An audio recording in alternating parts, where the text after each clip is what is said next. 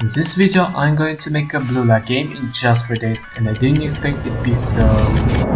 If you didn't know, Blue Lock is a Japanese anime and manga about a special football program that gathers Japan's best and strongest to create the ultimate most against forward. I like this anime so much that I started playing fun games based on it, like Blue Lock Rivals, Overwatch and Go Bound. But recently I realized I want to make my own soccer game. At the same time, I wanted to practice my game making skills. So I fired up Paint and started thinking about what my game would look like. First I had to decide which platform to use. Between PC and mobile, I chose the second one because I wanted to make something similar to Unmatched Ego. By the way, it's really cool Blue Lock game. After that, I opened Trello to make a list what my game should include. I wrote down the basics: gameplay where you can run with the ball, kick it and take it away. Popular playstyles like Misagi, Nagira, Bachira, Chigiri and Rin, and other features like UI and in-game store settings, but one question remained: who would the player play with? I thought about using bots or multiplayer and decided to go with multiplayer because it's much more fun and challenging. Once I know what to do, I started searching for a football map where a player could place the ball. After some digging on the internet, I found an amazing field model and placed it directly into the game. By the way, if you want to do something similar, keep in mind that the size of the field should be such that it's not boring to run around a huge field, or conversely, make the field such as there will be goal every 10 seconds. I tried to make this into account and it seems to look decent. So I started coding basic movements, running, walking and standing with proper camera control. By the end of the first day, I had this result: the player could run across the field and look around using the joystick.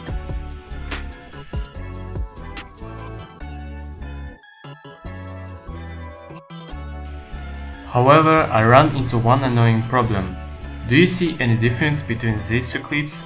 In the first one, whenever the player drags the joystick, the model rotates in that direction. It looks smooth, but in gameplay it feels awkward.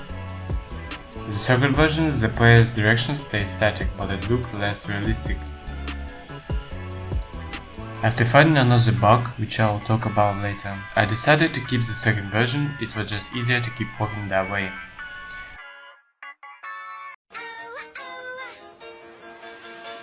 Wake up.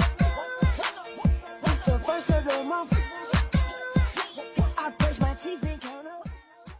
On the second day, I started adding ball behavior and physical boundaries so the ball wouldn't fly off the map. While making with the ball gameplay, I found this funny bug. Dame un grrr, un que, un grrr, un que, un grrr, un que, un grrr, un que. I love when you shake it. When I see you go che, my body go wakey, you taste so good like dulce de leche. Don't you think it's tricky? We're moving slowly, so slowly. I can't wait no more, so hurry, oh hurry. Dame un tu ta ta tu ta tu ta ta tu. Remember that second movement version I mentioned? When you pull the joystick down and try to kick the ball at the same time, both the player and the ball get thrown up in the air, because the ball's force direction points straight at the player. So to avoid that mess, I just stuck with the second movement system. Wake up. It's the first of the month. I brush my teeth and count up. By the final day, I finished the kick button and position system. Now when you don't have the ball, you can rotate the camera horizontally, and when you do have the ball, aiming activities letting you aim on both axes for more freedom when shooting.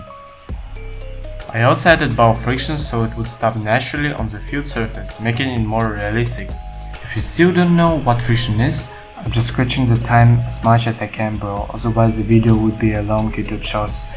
Alright, so imagine I'm making this football game, right? And my player kicks the ball but it doesn't roll forever. That's because of friction. Friction is basically the force that tries to stop things from moving when they touch. In my game, it's what makes the ball slow down in the grass instead of rolling endlessly like it's so nice. So if I set friction to 0 in the code, the ball would just roll forever, like space football. But if I make the friction too high, I'll stop almost instantly. It's that little invisible resistance that makes movement in games and in real life feel real. Now let's see what I managed to do in these 3 days.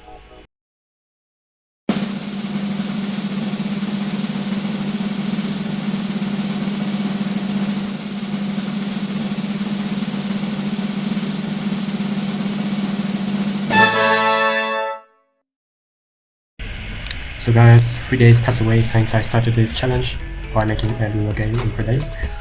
But the results are horrible. You literally only can kick the ball and position it, so that's all the gameplay. No multiplayer, no styles, no dribbling, no taking, no even counting goals. It's very sad to say that I failed, but another way I can make this game a little bit better. I want to finish this as my project. Maybe I need a multiplayer system, as I say. Then I'm gonna take tackle system, dribble system, maybe styles like Sagi. But as you can see, that's only for 3 days, so that's sad news. And you can see that we have. I'm trying to implement multiplayer. That's how it works, but you see that it isn't working well now. But I'm in process, and maybe in next week I'm gonna do it well. But now is that only I got by the 3 days, and yeah. As you can see, my lazy butt didn't finish half the stuff I planned. Maybe the reason is that I'm just a dumb, lazy guy who can't complete everything, but honestly, it's impossible to make a decent multiplayer competitive game in only 3 days. Still, I didn't want to leave the project like this, so I tried to implement multiplayer anyway. And it ate 2 whole weeks of my life, literally, because I was too dumb to understand how to make it work. But hey, at least I made a very simple multiplayer test where one player movement is shown to the other. That's basically all I got after 2 weeks of pain. I will try to work harder and smarter next time. Don't forget to like or dislike this video and share your thoughts in the comments. See you next time.